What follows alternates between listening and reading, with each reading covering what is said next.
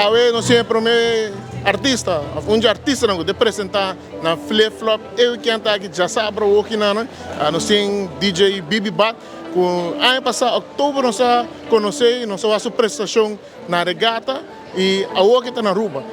Bibi Bat, how are you feeling to be here in Aruba? I'm super excited. It's my first time, so I'm looking forward to, seeing the island and learning more about the culture and obviously performing on Saturday. Last time that we met was in Bonaire for a regatta event. What are the expectations or what are you going to do for this time here in Aruba for the flip-flop event? What kind of music are you going to bring to the table? So similar vibes to Bonaire. Obviously, I curated it a little more to Aruba, but it's going to be high energy, Caribbean vibes. I brought my dancers, so obviously you could just expect crazy energy, a bunch of dancing, good music. It's going to be good vibes. Make your shout out to the fans of Aruba to come this Saturday at Flip Flop to see you perform. Aruba, I cannot wait to see you. I hope you guys bring all your energy. We're about to go crazy on stage, so I hope you guys get crazy with us. It's about to be lit. Much love.